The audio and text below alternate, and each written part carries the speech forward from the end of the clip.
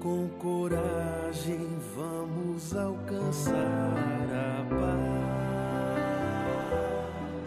construindo a paz, construindo a paz.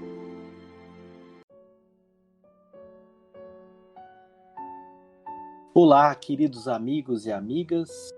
Este é o podcast Liderança Espírita para a Nova Era, uma promoção da Federação Espírita do Rio Grande do Sul, através da sua vice-presidência de unificação, pelo setor de formação de lideranças espíritas. Esse é o episódio de número 18, intitulado O Coração do Líder, o Princípio do Perdão. Eu sou Fabian de Souza, trabalhador e expositor espírita, diretor do Departamento de Tecnologia da Informação da Federação Espírita do Rio Grande do Sul. Nos acompanham nesse episódio Vinícius Lousada, educador, trabalhador e palestrante espírita, diretor do setor de formação de lideranças espíritas. E igualmente nosso querido amigo Maicon Amarante, que colabora na vice-presidência de unificação, no apoio à rede federativa e também é presidente da União Municipal Espírita de Santiago. Meus amigos, as palavras iniciais de boas-vindas de vocês. Uma saudação especial aos nossos amigos, Fábio, Vini, e a todos aqueles que vão ouvir o nosso podcast. É uma alegria, mais uma vez, podermos refletir em torno das páginas abençoadas do líder espírita, no enfoque que a doutrina espírita pode nos trazer para a nossa tarefa de liderança na nossa seara. Olá, queridos amigos que acompanham o nosso podcast. Que Deus nos abençoe e que nós possamos ter um excelente episódio que contribua com a nossa tarefa de liderança nos setores da vida, tanto quanto no movimento espírita. Nós teremos, como tradicionalmente nos episódios do nosso podcast, a leitura e a reflexão em torno de uma mensagem do Espírito de Emmanuel. A mensagem de hoje, Perdão e Liberdade, do livro Trevo de Ideias, na psicografia de Francisco Cândido Xavier.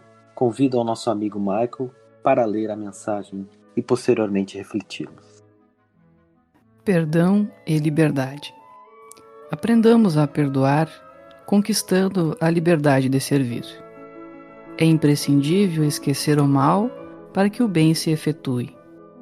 Onde trabalhas, exercita a tolerância construtiva para que a tarefa não se escravize a perturbações. Em casa, guarda o entendimento fraterno, a fim de que a sombra não te algeme o espírito ao desespero. Onde estiveres e onde fores, lembra-te do perdão incondicional, para que o auxílio dos outros te assegure paz à vida. É imprescindível que a compreensão reine hoje entre nós, para que amanhã não estejamos encarcerados na rede das trevas. A morte não é libertação pura e simples. Desencarnar-se a alma do corpo não é exonerar-se dos sentimentos que lhe são próprios. Muitos conduzem consigo, além túmulo, uma taça de fel envenenado com que aniquilam os melhores sonhos dos que ficaram na terra, e muitos dos que ficam na terra conservam consigo no coração um vaso de fogo vivo com que destroem as melhores esperanças dos que demandam o cinzento portal do túmulo. Não procures para a tua alma o inferno invisível do ódio. Acomoda-te com o adversário ainda hoje, procurando entendê-lo e servi-lo, para que amanhã não te matricules em aflitivas contendas com forças ocultas. Transferir a reconciliação para o caminho da morte é atormentar o caminho da própria vida. Desculpa sempre, reconhecendo que não prescindimos da paciência alheia. Nem sempre somos a vítima real, de vez que por atitudes imanifestas, induzimos o próximo a agir contra nós, convertendo-nos, ante os tribunais da justiça divina, em autores intelectuais dos delitos que passamos a lamentar indebitamente diante dos outros. Toda intolerância é violência. Toda dureza espiritual é crueldade. Quase sempre, A crítica é corrosiva do bem, tanto quanto a acusação habitualmente é o chicote de brasas. E sabendo que encontraremos na estrada a projeção de nós mesmos, conservemos o perdão por defensor de nossa liberdade, ajudando agora para que não sejamos desajudados depois.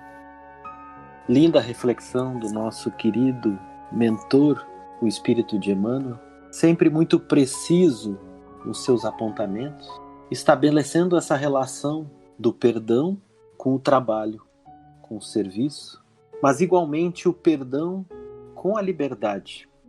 O quanto o perdão é libertador e quanto não perdoar nos entranha em mecanismos de aprisionamento dos nossos corações, gerando esses elos que se perpetuam, inclusive, após a morte física. Então, principalmente nessa reflexão final da mensagem, eu convido aos amigos Vinícius e Michael a refletirem juntos esse mecanismo de projeção do nosso olho que vê o mal no outro. Tem muito também desse espelho refletindo aquilo que de mal, de imperfeito ainda existe dentro de nós. E se percebendo nessa relação muito igual, que tenhamos essa postura do perdão, porque perdoando o próximo estaremos perdoando a nós mesmos. O que vocês acham, meus amigos? Interessante que tu trazes essa reflexão, meu amigo. E isso nos reforça a ideia de que na nossa seara de trabalho nós precisamos trabalhar em equipe. Nós precisamos caminhar pelo menos em dupla nas nossas atividades. À medida em que nós nos acercamos de outros companheiros na nossa tarefa, nós vamos percebendo as nossas próprias dificuldades nas dificuldades manifestas do outro.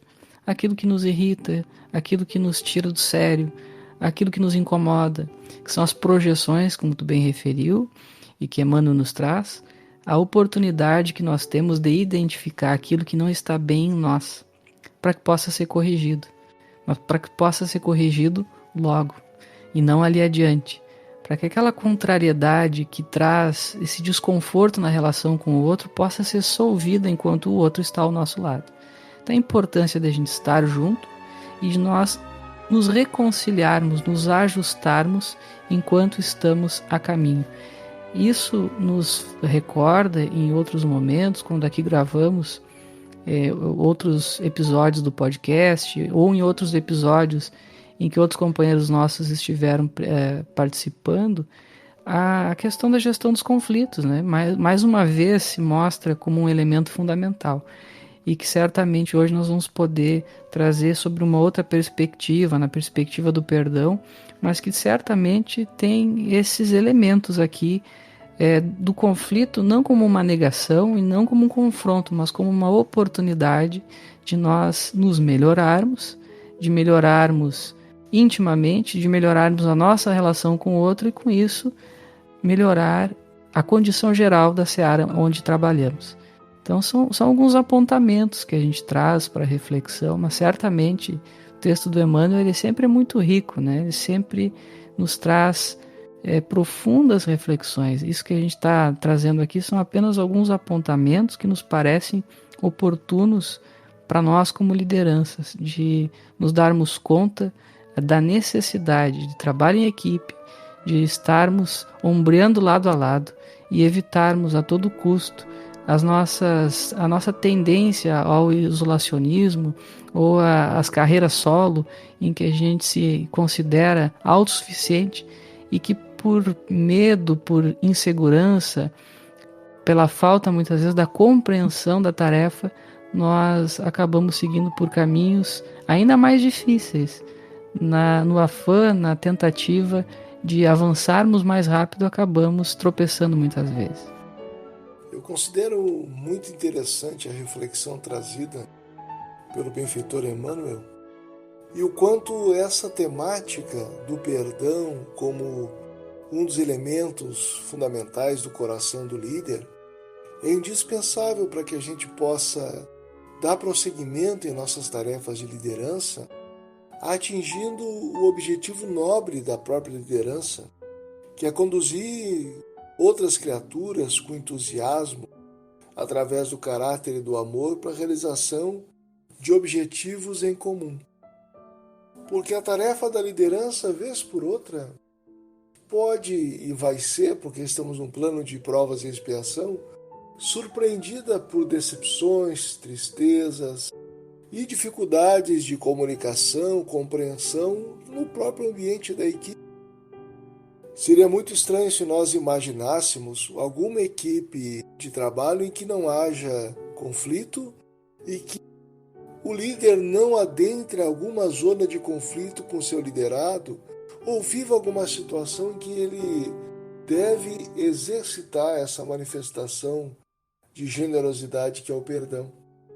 Eu lembro aqui, já na introdução do seu livro, a professora Brené Brown, quando vai refletir sobre a coragem para liderar, define a liderança como qualquer processo em que o indivíduo assume a responsabilidade de encontrar potencial em pessoas e processos e que tenha coragem em desenvolver esse potencial. Quando a gente se dedica à tarefa da liderança na seara espírita, que está muito conectado com a missão do espiritismo, de combater o materialismo, de elucidar a fé, nós lidamos com pessoas. E o líder precisa ter um olhar sobre essas pessoas no que diz respeito a ver sempre vivo nelas o potencial. Então o exercício do perdão vai demandar, me parece isso. Apresente o que apresentar um companheiro nosso de tarefa, ele é frágil tanto quanto nós somos frágeis também. E nós precisamos focar no potencial das pessoas e apostar nesse potencial para desenvolvê-las e cumprirmos as tarefas que estamos abraçando juntos. Eu penso, por agora, o caminho talvez deva ser esse. Olhar, focar no potencial. Enquanto o Michael trazia essa importante referência que precisamos construir nas relações de parceria que estabelecemos no exercício de liderança, e o Vinícius também complementava da importância do desenvolvimento, da manutenção dessas relações e o perdão como grande norteador dessas relações, me veio à lembrança a orientação de Jesus em Lucas, capítulo 10, que Jesus escolheu 72 discípulos e os enviou à sua frente, 2 a 2 a todas as localidades. Esse número é muito significativo porque o 70 nos remete a perdoar 70 vezes 7 vezes, né? Que foi outra orientação de Jesus. E essa orientação de Jesus, que esses 72 discípulos fossem de 2 em 2, ressalta a importância dessa formação, dessa parceria, e que a gente tenha sempre no nosso parceiro de equipe esse referencial que também é um referencial de nós mesmos. O meu parceiro, aquele a quem eu me espelho, independente do que ele reflita, de positivo ou negativo, igualmente é um referencial, é um feedback para mim. Nós seguimos no capítulo O Coração do Líder, do livro O Líder Espírita, o desenvolvimento dos princípios do coração do líder, e nós finalizamos hoje, no 8º episódio em torno desse capítulo, o princípio do perdão, que nos traz a orientação dos autores para tolerar a imperfeição e aceitar as limitações. E os autores iniciam sinalizando que em nosso estágio evolutivo, o erro é somente um jeito de aprender. Portanto, errar é uma ocorrência que se repetirá inúmeras vezes no nosso processo relacional. Eu gostaria de refletir com os amigos essa convivência com o erro, porque, ao que nos parece, nós vivemos e somos sabedores que vivemos e convivemos num mundo de provas e expiações, e que ainda somos espíritos imperfeitos, ou seja, inclinados ao erro. Mas, diante do erro, nós partimos de um princípio e um julgamento como se estivéssemos já num mundo feliz onde o erro não existe. E julgamos de uma maneira muito severa tanto a nós mesmos quanto ao próximo, em processos punitivos e que incitam a culpa. O que lhes parece essa nossa relação no nosso atual estágio evolutivo com o erro? Pois é, meu amigo. A gente pensa na perspectiva do erro como um resultado que não foi alcançado, quando nós estabelecemos uma expectativa e essa expectativa não é atendida, nós costumamos dizer que aquilo que foi feito da forma equivocada, da forma errada. Essa é uma perspectiva, é uma forma de nós encararmos quando o resultado esperado não é alcançado, o que é algo absolutamente normal, dado as nossas imperfeições.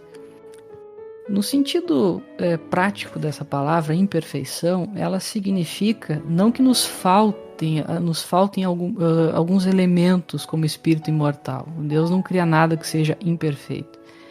A imperfeição aqui é a falta das nossas qualidades, das nossas virtudes que ainda estão em desenvolvimento. Então é natural que quando eu não tenha todas essas virtudes desenvolvidas, ainda como espírito imperfeito de terceira ordem, é natural que eu não alcance todos os resultados que eu gostaria. Não que eu faça isso de forma deliberada. Não, eu não estou errando porque eu quero errar. Eu não consigo errado porque me faltam ainda algumas qualificações para aquela tarefa. É diferente do erro deliberado, quando nós temos realmente a vontade, o desejo manifesto de fazer com que aquela coisa não dê certo. E aí é mais grave. Existe a má fé, existem outros elementos por trás que demonstram a predominância do mal em nós. Na nossa seara de trabalho, no nosso humilde entendimento, é de que esse segundo aspecto do erro deliberado, é muito difícil a gente identificar isso. Eu diria que raras as ocorrências, né, em que nós deliberadamente erramos. Na verdade, nós erramos na tentativa, no desejo de acertar. Como nos faltam ainda as qualidades para isso, naturalmente, este erro se torna um elemento de aprendizado, à medida em que ele vai retroalimentar, através de um processo de avaliação, aquilo que eu identifico que faltou para que eu possa corrigir através do instrumento mais adequado. E a gente vai poder falar sobre algumas coisas aqui no decorrer do nosso podcast. Então, o que nós precisamos compreender é o fato de nós estarmos estudando o Espiritismo, procurando praticá-lo no nosso dia a dia, não nos torna invulneráveis ao erro, não nos torna infalíveis. A partir do momento em que nós percebemos que nós não somos infalíveis, que mesmo as melhores intenções, sob as melhores inspirações, contam sempre com a manifestação das nossas imperfeições, isso já é um meio caminho andado para nós corrigirmos o rumo. Porque nós podemos imaginar o erro como aquele sistema do GPS que vai indicando quando nós entramos por uma rua que não era a rua desejada. E o GPS vai nos avisar. Retorne assim que for possível. Então o erro, ele é essa manifestação de alguma coisa que precisa retornar ao caminho original. Se eu não tenho esse mecanismo da desconfiança de que eu possa errar, eu acho que eu estou sempre certo, eu vou entrando pelos caminhos mais esdrúxulos da minha vida e sigo equivocado, cometendo erros de todo tipo, achando que estou fazendo a coisa certa. Então, a importância, mais uma vez, de nós estarmos conectados com o trabalho em equipe, com a construção coletiva, tendo a certeza, a convicção de que este erro, ele vai acontecer, cedo ou tarde, porque só erra aquele que faz, e aquele que faz, em algum momento, se equivoca, porque é próprio das nossas imperfeições. Pensar o contrário disso é se dar um valor que ainda não tem, isso é uma falta de humildade, de percepção de si mesmo, e é muito perigosa. Quando a gente vai para esse caminho, corremos o sério risco, como dissemos, de enveredar por caminhos, por rotas que não são as mais adequadas, que não são as seguras. Então parece óbvio a gente dizer isso, mas acredito nunca é demais nós não nos considerarmos infalíveis. O erro nos acompanha porque é parte desse pacote de imperfeições que nós estamos lutando, lidando com elas todo dia para depurá-las à medida em que vamos nos aperfeiçoando e construindo as nossas virtudes. Considero muito oportuna essa reflexão que o Michael nos traz, pensando no processo de liderança das nossas equipes de trabalho no Centro Espírita e no Movimento Espírita.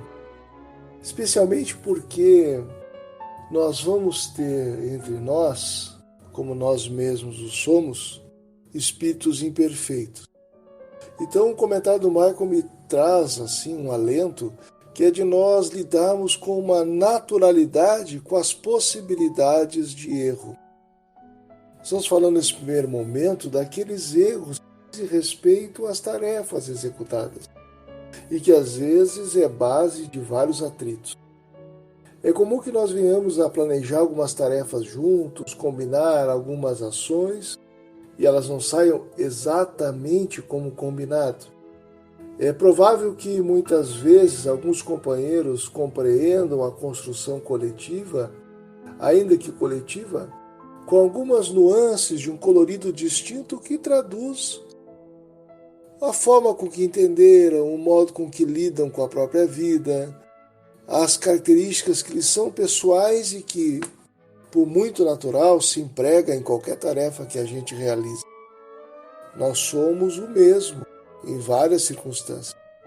E todos estamos inseridos em uma jornada de progresso, de autoeducação, que a liderança exercitada sob as diretrizes do Evangelho favorece.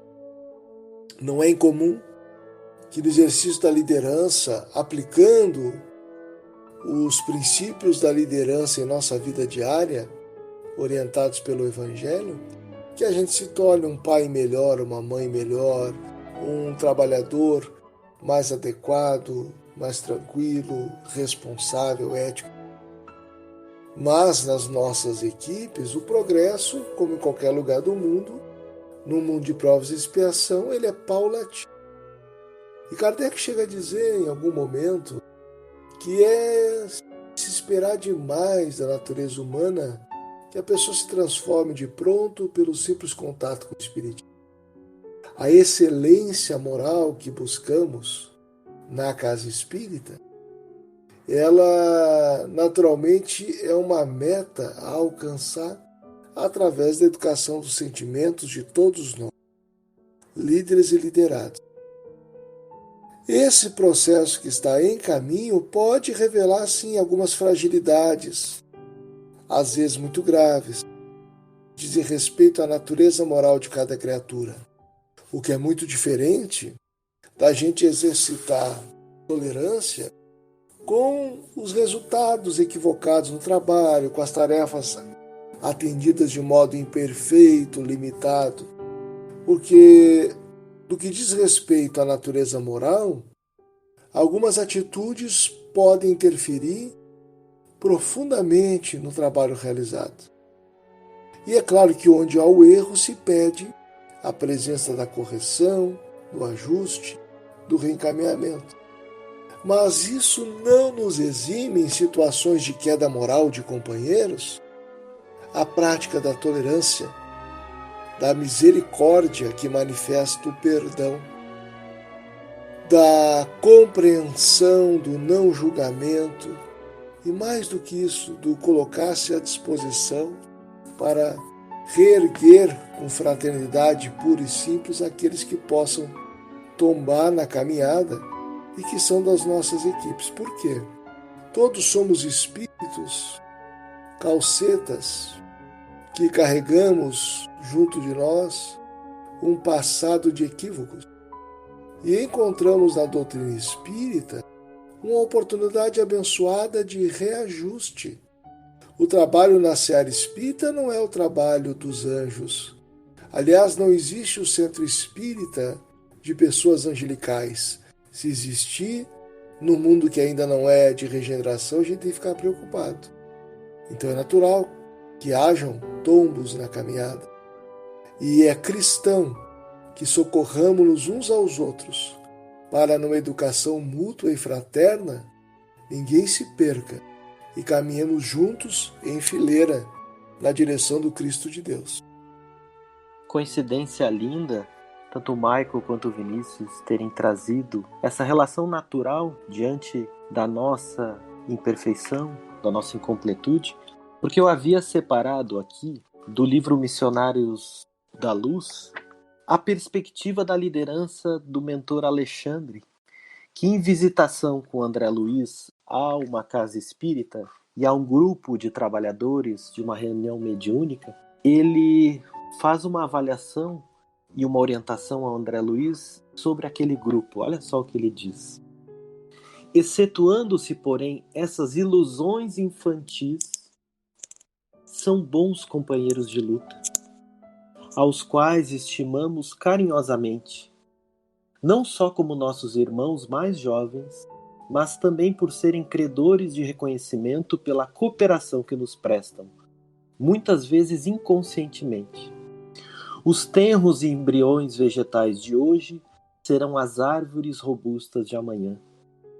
As tribos ignorantes de ontem constituem a humanidade de agora. Por isso mesmo, todas as nossas reuniões são proveitosas, ainda que seus passos sejam vacilantes na senda. Que interessante, né, amigos? Esse olhar da liderança amorosa do espírito de Alexandre sobre aquele grupo falível, com imperfeições, mas que estava ali desempenhando o trabalho. E eu penso que precisamos muito desse olhar do Cristo, desse olhar dos anjos, dos espíritos amigos tem sobre nós, que é olhar a nossa caminhada na perspectiva do que seremos no futuro. É essa antevisão dos espíritos superiores, né, que não veem as nossas limitações do agora, mas todas as potencialidades que desenvolveremos no futuro. É essa esperança que eu penso que precise nortear esse combustível da esperança no exercício da liderança. Fabiano, esse aspecto que tu traz, me parece, muitas vezes o erro, ele está relacionado, o nosso equívoco, ele está relacionado à perspectiva que nós temos a respeito da tarefa, a respeito de uma determinada ação, uma perspectiva que precisa ser orientada. Ela está mal orientada. Não nos falta energia para fazer, nos falta uma orientação daquela energia. Tanto que o Cristo nos ensina a importância do sim, sim, não, não, lembrando também uma outra passagem dos textos bíblicos, a importância de ser frio ou quente, né, mas não morno.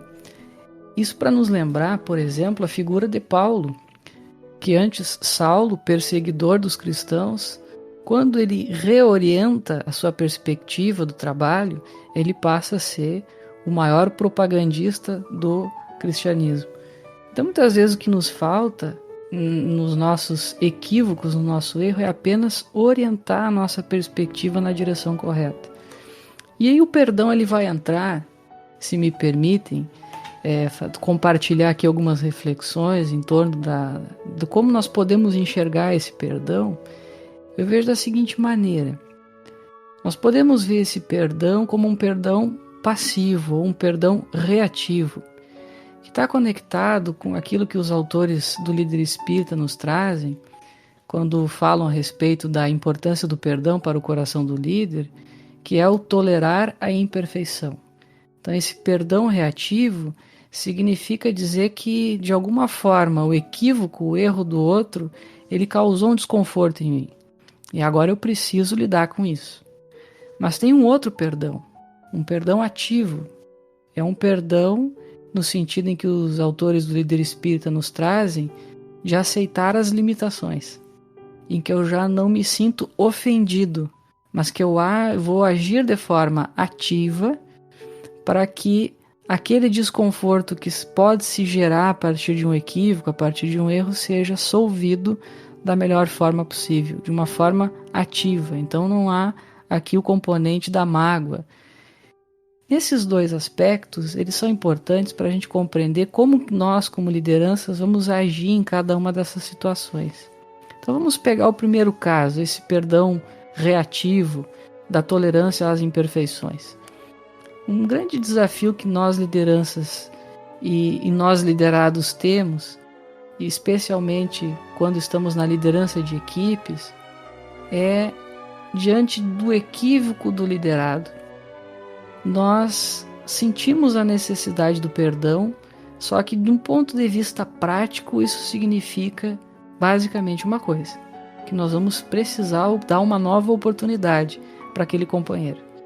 E no momento em que nós nos imaginamos dando essa nova oportunidade, nós também pensamos no nosso compromisso, na nossa responsabilidade como liderança.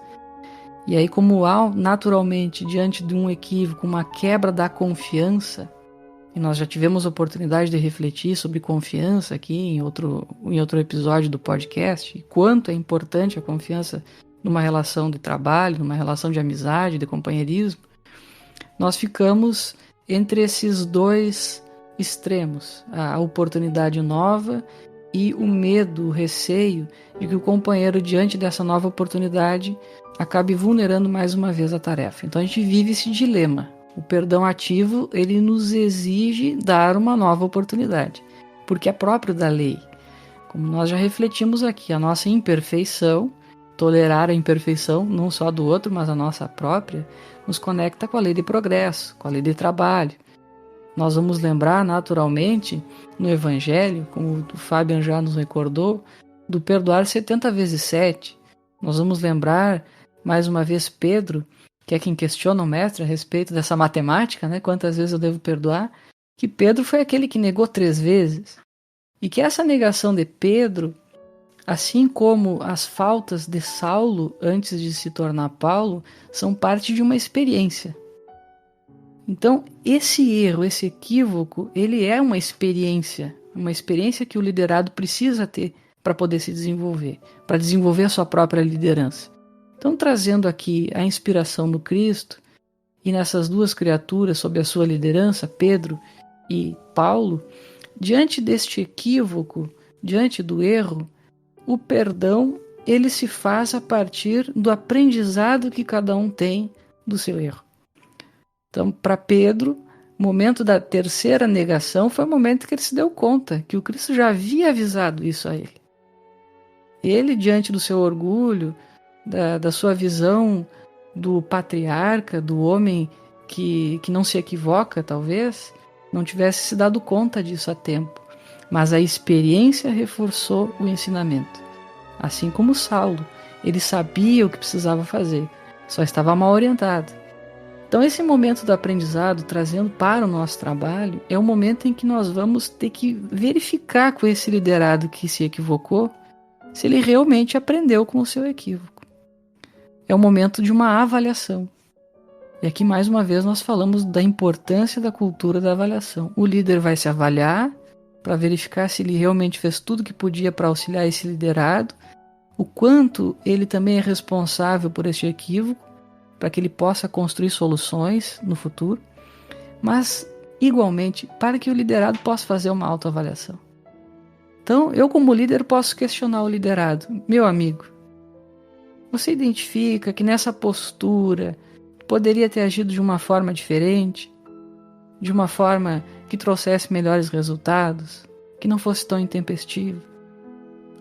E aí nós vamos colher o feedback do nosso liderado. Daqui a pouco a gente vai se dar conta do seguinte: o liderado se equivocou e ainda não percebeu isso. Se ele ainda não percebeu o equívoco, se ele errou e ainda não identificou que errou, não é o momento de nós investirmos em dar uma nova oportunidade, uma nova tarefa para esse companheiro, porque ele ainda precisa compreender aquilo que está por trás do equívoco na primeira tarefa que lhe foi confiada. No momento em que o companheiro ele se percebe que equivocou-se, ele percebe que a sua abordagem não foi a mais adequada, e ele está ciente disso, o que nós identificamos no Cristo, no nosso mestre, no nosso modelo e guia? Nós identificamos, assim como ele fez com Pedro e com Paulo, de que vai ter a necessidade a partir daí, na delegação de uma nova tarefa, primeiro de um treinamento. Então, às vezes, o simples fato de nós delegarmos uma tarefa sem o devido treinamento para aquela tarefa, coloca o companheiro numa situação de vulnerabilidade, em que ele fica muito propenso ao equívoco, ao erro, pela falta da orientação segura. Então, antes de nós pensarmos em atribuir tarefas, é importante a gente pensar como que nós podemos treinar o liderado para que ele possa desincumbir-se da tarefa. E aí nós vamos encontrar os meios mais adequados. Pode ser um treinamento pelo PAF, pode ser um livro que a gente vai orientar a leitura, enfim, as formas que forem as mais adequadas. Mas é a primeira etapa, o primeiro treinamento. Segundo, nós vamos delegar uma tarefa e entregá-la para que a pessoa faça sozinha, e daqui a pouco aquilo que foi a causa do tropeço no primeiro momento vai se repetir. No momento em que nós inserimos o companheiro numa equipe, no momento em que nós colocamos outro companheiro com mais experiência, com mais conhecimento, com mais sensibilidade ao seu lado, talvez seja aquele que vai dar o suporte necessário para sedimentar aquilo que foi treinado, aquilo que foi aprendido, para que essa nova tarefa tenha êxito. E aí nós fazemos aqui um ciclo. Fechamos a experiência, passamos novamente pelo aprendizado e vamos para uma nova fase de delegação, para uma nova tarefa. Aí a gente conecta com outros temas da liderança que estão lá no Líder Espírita, liderança situacional, a própria delegação.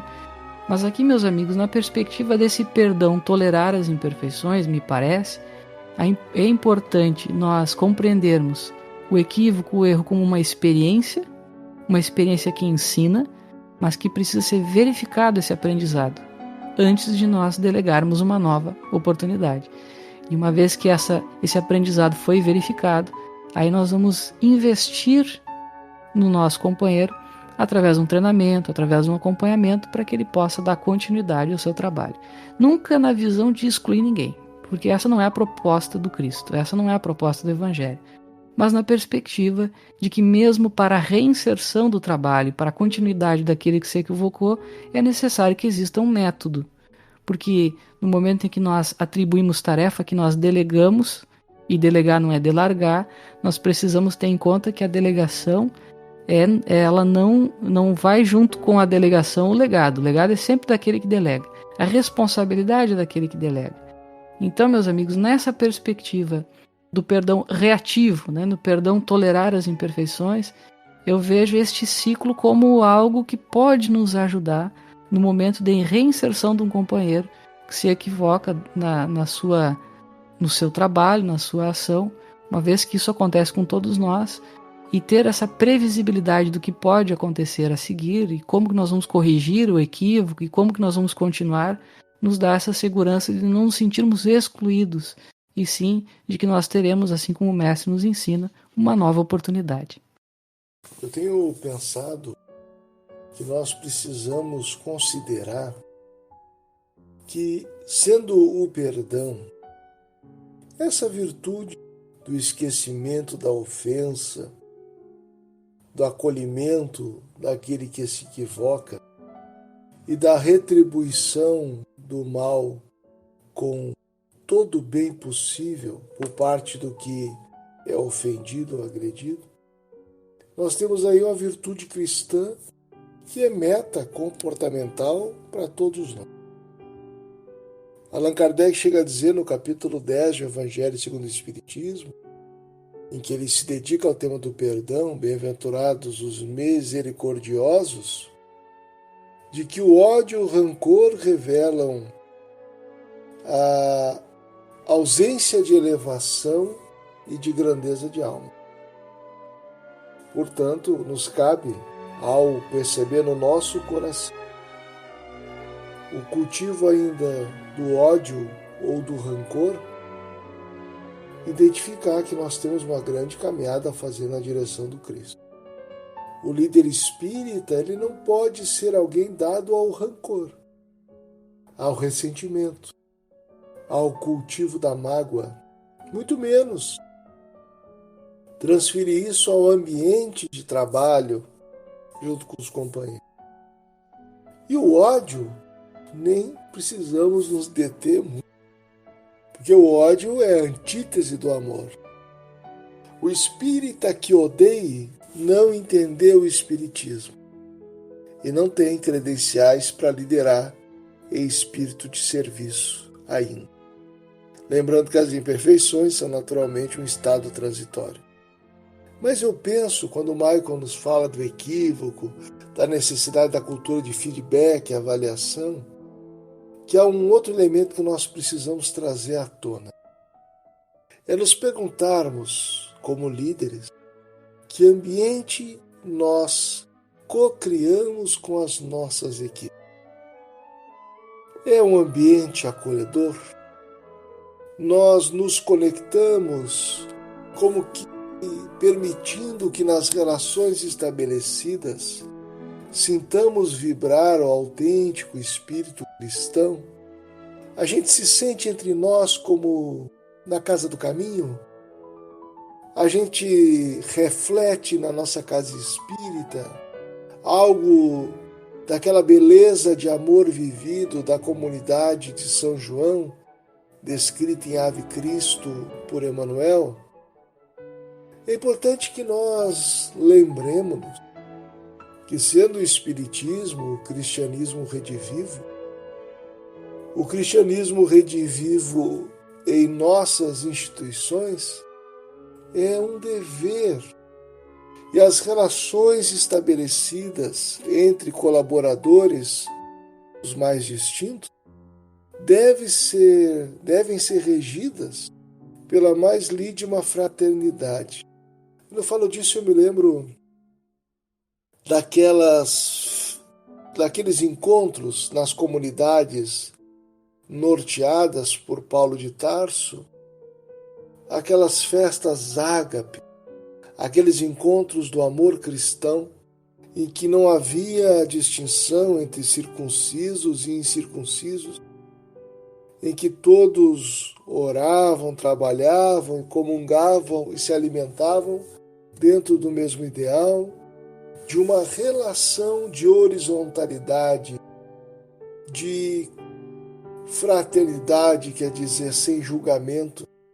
Se o nosso ambiente organizacional ele traduz a fraternidade, a caridade, no seu sentido mais profundo, compreendida no tríplice aspecto de benevolência, o foco no fazer o bem, de perdão, ou seja, de esquecer as faltas e retribuir com o bem, e de indulgência, que é a compreensão das imperfeições, aí sim nós temos um lugar de segurança, um círculo de afetividade estabelecido, que nenhuma corrigenda é orgulhosa, nenhum perdão é vaidoso, nenhuma porta é fechada para ninguém, e nós temos condições de estabelecer aquelas conversas difíceis, que são naturais em qualquer família, e temos também possibilidades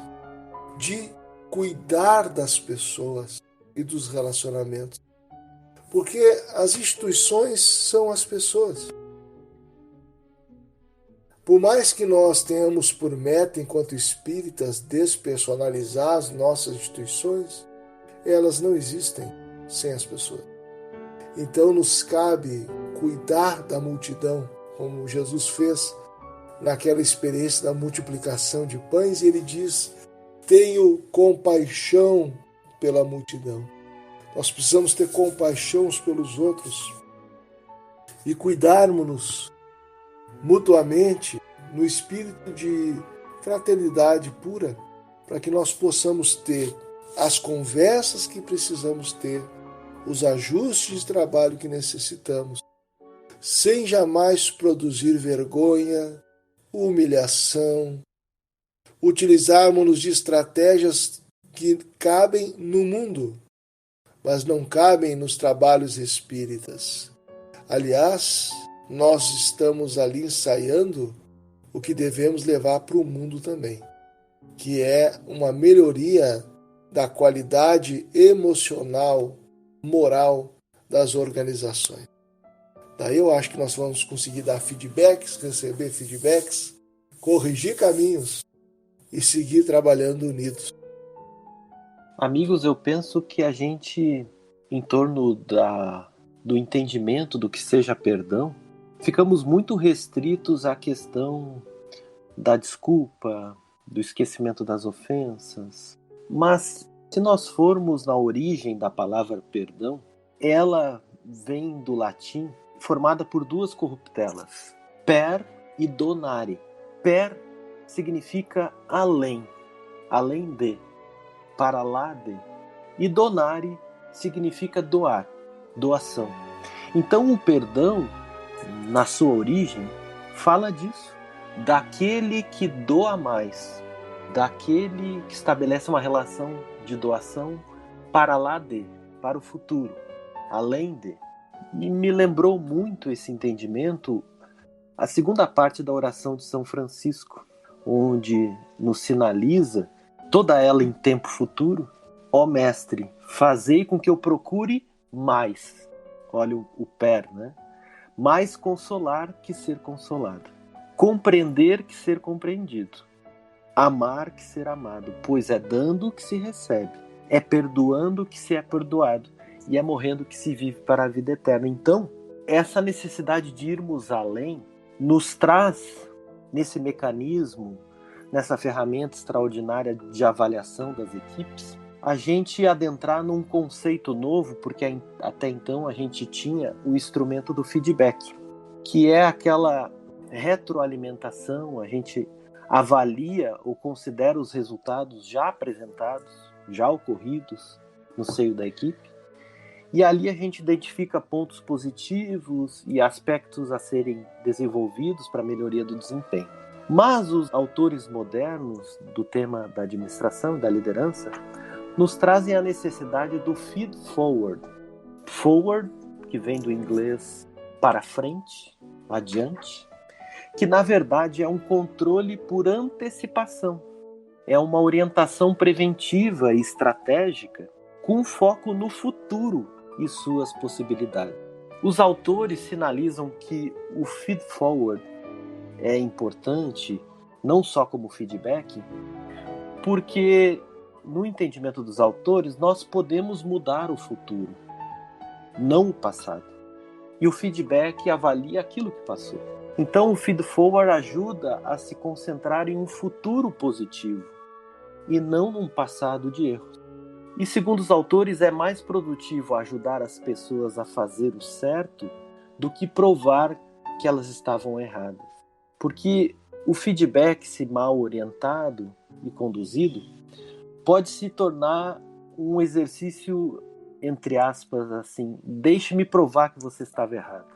Se o feedback for mal conduzido, pode levar a essa caça às bruxas, a esses julgamentos e incitar essas culpas. Então, o feed forward tem esse atenuante que é muito mais construtivo, ou tão construtivo quanto o feedback.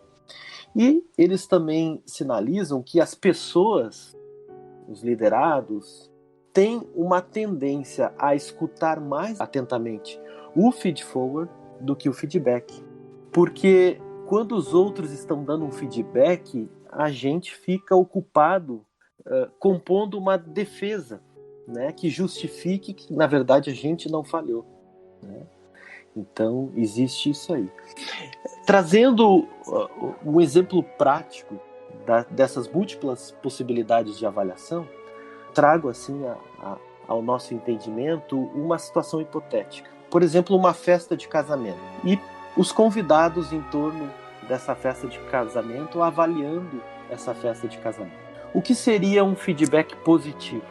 Por exemplo, nessa festa de casamento, a tia GG falou que o discurso que você fez foi muito emocionante. O que seria um feedback negativo? Por exemplo, a tia Momô, antes de sair da festa, disse que o peixe estava frio e ela não conseguiu comer. O que seria um feed forward positivo? A sua amiga Lili disse que você ficou muito bem de cabelo preso e deveria fazer isso mais vezes. E o que seria um feed forward negativo?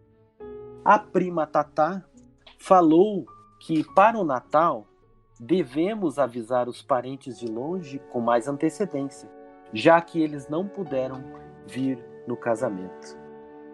Então, notem as múltiplas possibilidades, utilizando essas ferramentas de avaliação, a gente conseguir estabelecer não uma relação que vincule líder e liderados ao passado, mas uma construção que permita a líder e liderado avançar, construir um desenvolvimento pessoal e coletivo no seio da equipe para o futuro, alinhando esse conceito do perdão, da doação para o que está além, para o que está para o futuro. O que lhes parece, amigo?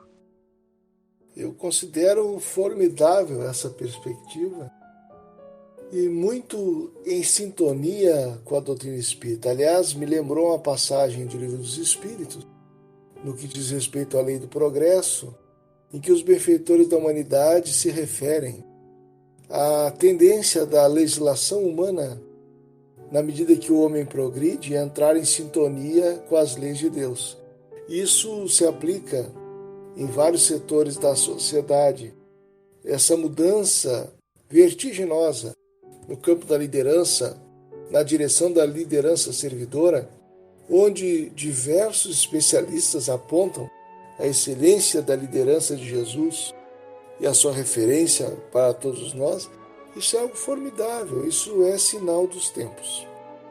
E quando tu trazes esse feedback futuro, está muito alinhado a uma visão do líder como educador que aposta justamente no outro como um vir a ser.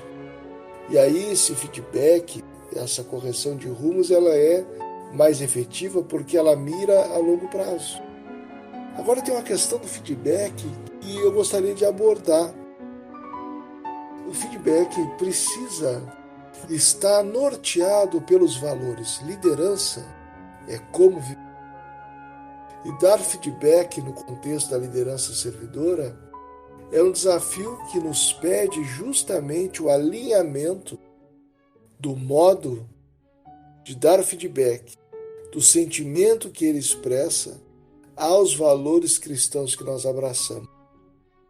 A professora Brené Brown, no seu livro Coragem para Liderar, ela criou um checklist com base na sua pesquisa sobre liderança e o feedback.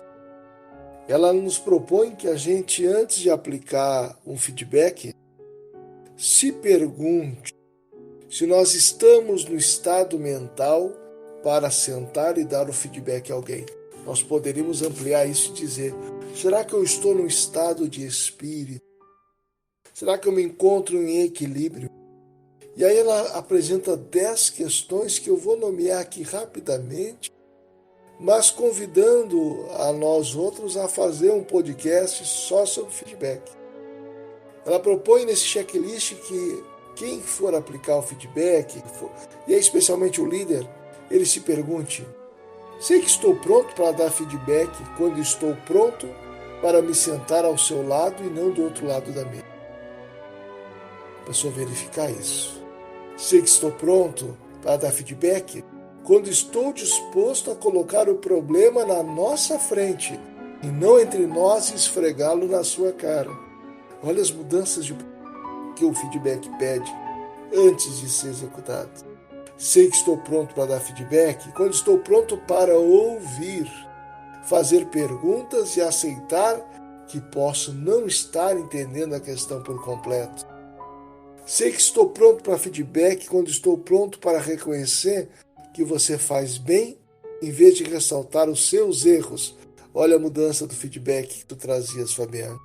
Sei que estou pronto para dar feedback quando reconheço os seus pontos fortes e a forma como você pode usá-los para vencer desafios.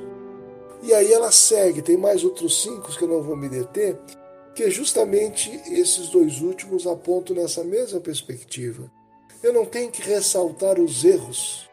Eu não tenho no feedback simplesmente apontar o que não deu certo. Eu preciso ressaltar os pontos fortes e como eles podem ser usados para que nós superemos as circunstâncias da forma que elas estão se apresentando. Meus amigos, já estou ansioso para que esse nosso podcast vá ao ar, porque eu estou a fim de escutar para poder aprender com essas reflexões. Acho que vai ser uma coisa assim, escuta um minuto, pausa, reflete. Tem tanta coisa boa aí. Mas o Vini, antes ainda dessa última abordagem, falava da questão do ambiente, né? Da construção de um ambiente saudável para as nossas equipes. E depois o Fábio nos traz esse aspecto do perdão como doação. Então eu acredito que a gente pode conectar essas duas perspectivas nessa ideia do perdão ativo, não do perdão passivo, de que aconteceu alguma coisa que me deixou desconfortável e eu preciso perdoar para me livrar daquela mágoa, mas sim de uma aceitação de limitações, como nos trazem os autores do Líder Espírita. É construir um ambiente que seja esse ambiente acolhedor, esse ambiente humano, esse ambiente de doação, em que nós estamos preocupados com o que será do futuro e não do que foi do passado, que o passado é apenas experiência, mas nós buscamos a partir da experiência soluções com foco no futuro e não culpados. É uma perspectiva que nós precisamos ter a respeito da própria experiência. Mas esse perdão ativo, ele vai nos exigir algumas estratégias. O Vini trouxe aqui alguns elementos, o elemento desse checklist importantíssimo, de se verificar antes, de se avaliar antes para saber se eu estou preparado para dar o feedback. Fabiano traz a importância do feed forward, no sentido em que eu vou focar no futuro e ações que podem ser corrigidas e dizendo quando elas podem ser corrigidas e como elas podem ser corrigidas. São elementos importantíssimos. Eu queria só acrescentar mais alguns aqui. Nessa perspectiva do perdão ativo, de construção de um ambiente que tolere as falhas, que tolere melhor, que seja mais resiliente às situações que são normais, do erro, do equívoco, da falta. Um deles é a perspectiva da liderança situacional. Aceitar limitações também tem a ver com a expectativa que eu tenho das pessoas. Às vezes nós dimensionamos a expectativa de alguém que é um iniciante na tarefa e o encaramos como alguém que já é líder pronto no sentido aqui da escala lá da liderança situacional, né? Ele já é o líder para aquela tarefa, enquanto ele não é. Ele precisa realmente passar por um processo de orientação, de treinamento, enfim. Esse é um ponto. A liderança situacional como um instrumento, como uma ferramenta para que os erros sejam minimizados. Um outro aspecto aqui do perdão doação é a construção da cultura da experimentação. Esse é um ponto importante. Nós temos vários casos na nossa própria federativa da construção de um campo experimental, de um case, em que nós vamos testar alguma coisa antes de colocá-la definitivamente à disposição dos nossos companheiros. Então, na nossa casa espírita, muitas vezes isso passa por experimentar uma nova metodologia em um grupo de estudo e não em todos os grupos ao mesmo tempo, em testar uma mudança numa área e não em todas as áreas ao mesmo tempo, numa tarefa específica e não em todas ao mesmo tempo. Então, esse campo experimental, esse case, ele vai se tornar um lugar, um momento em que nós vamos verificar se aquilo que nós queremos fazer vai dar realmente os resultados que nós esperamos. E assim nós minimizamos os efeitos dos possíveis erros que possam acontecer. Um outro aspecto que já foi falado aqui, é sempre importante relembrar a importância da cultura da avaliação. Para tudo que nós fazemos, avaliar. A avaliação pode ser a avaliação do diálogo, da conversa, de um formulário. As formas são aquelas mais adequadas naturalmente, mas a importância de se avaliar. E um outro aspecto que eu gostaria de acrescentar, esse que os nossos irmãos já trouxeram, é a importância do compartilhamento de visão, em que eu deixo claro para as equipes quais são os objetivos comuns com os quais nós trabalhamos. Porque a partir desses objetivos comuns nós conseguimos fazer delegação efetiva, delegação voltada ao objetivo.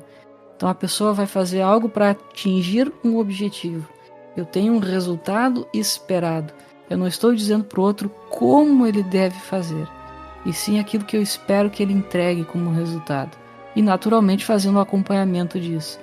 Então esses elementos práticos que nós podemos aplicar no nosso trabalho, somados a esses elementos práticos que os companheiros já trouxeram, eu acredito que são instrumentos fundamentais nessa perspectiva do perdão doação, do perdão ativo, que não espera a ofensa, mas que constrói um ambiente que permite às pessoas arriscarem mais, testarem, tentarem, se sentirem à vontade para fazer algo novo, algo diferente, porque nós aceitamos as limitações da nossa equipe, conforme os autores do Líder Espírita nos trazem.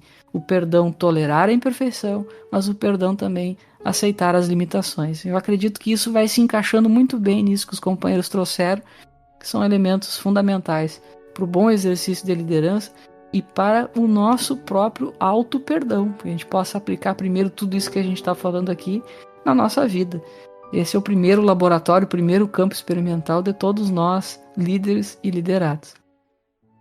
É importante também, Michael, quando tu colocas a questão do auto-perdão, é que nós somos muito duros na avaliação de nós mesmos e também mente dos outros. Quando dizer de Jesus, a mesma medida que tomamos para os outros, acabamos tendo para com nós. E eu trago uma sinalização do professor de Harvard, Shaw Ashore, que é autor do livro The Happiness Advantage, que traduzindo seria a vantagem da felicidade, em que ele propõe um treinamento, vamos dizer assim, um recondicionamento cognitivo do nosso olhar para realizar essas avaliações de uma maneira mais positiva e feliz.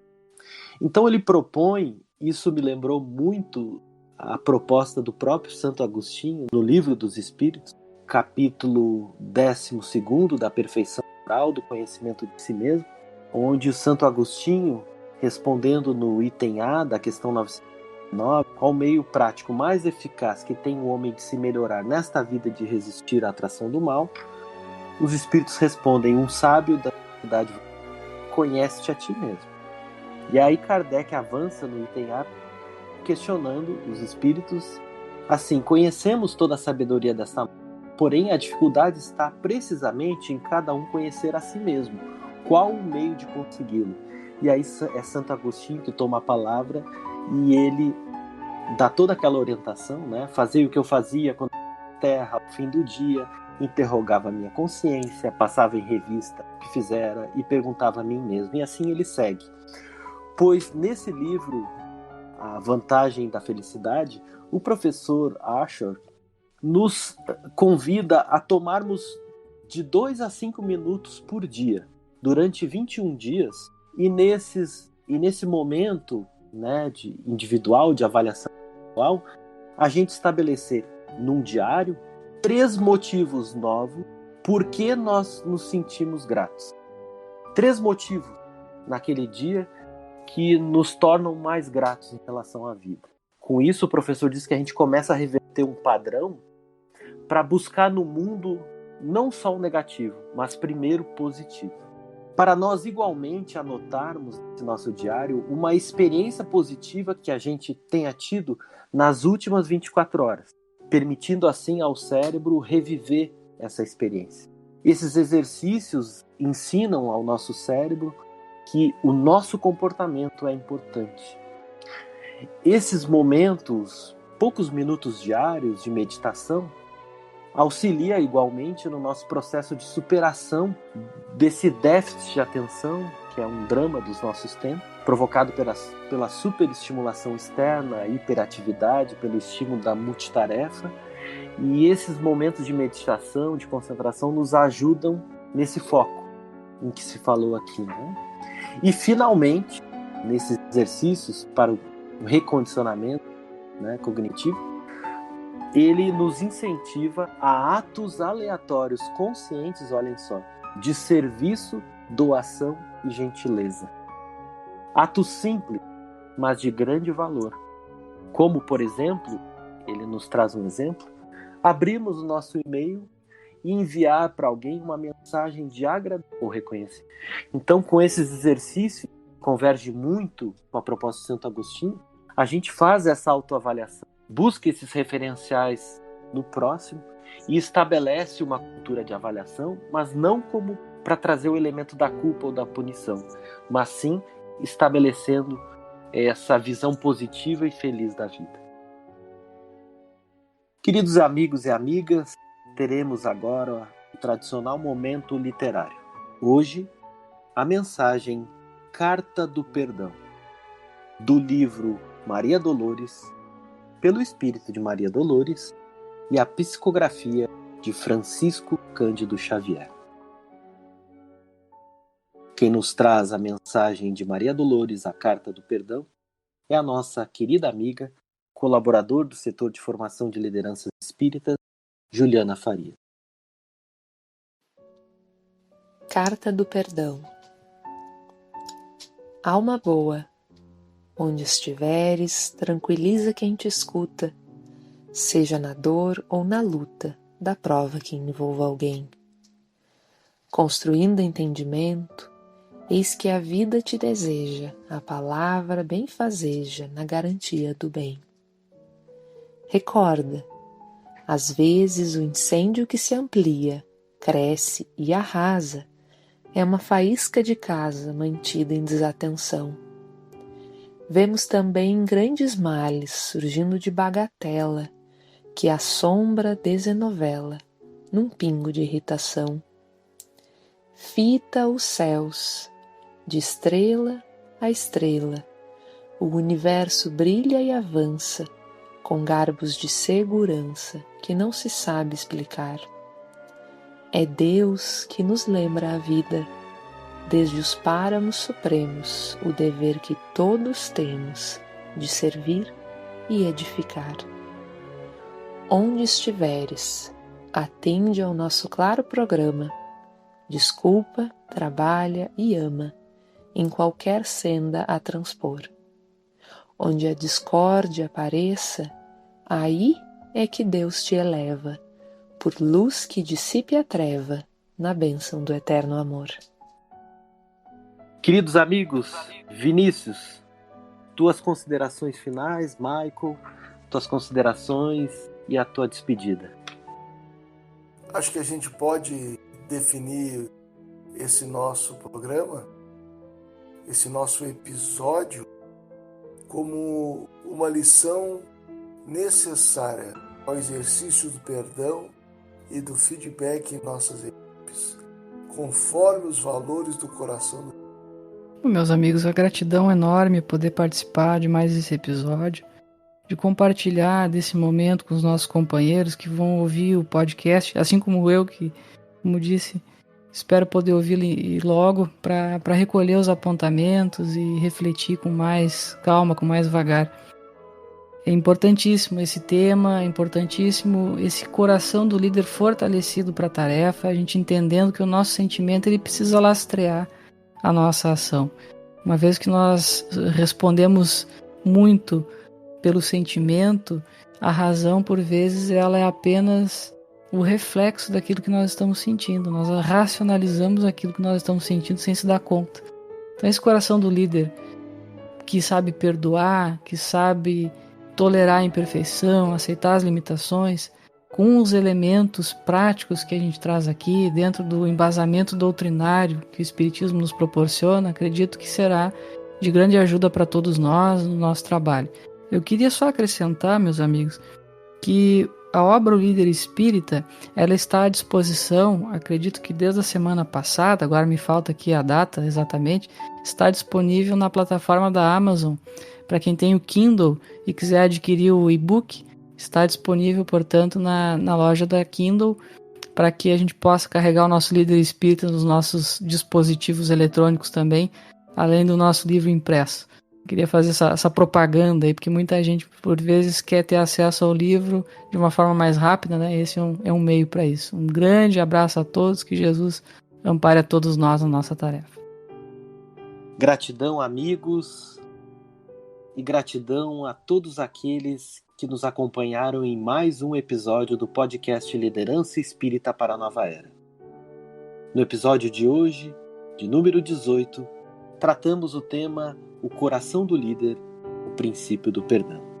Nosso reiterado pedido para que sigam em preces abençoando esse projeto Fiquem todos em paz, sob a liderança amorosa e serena do Mestre Jesus. Muita paz. Com coragem vamos alcançar a paz, construindo a paz, construindo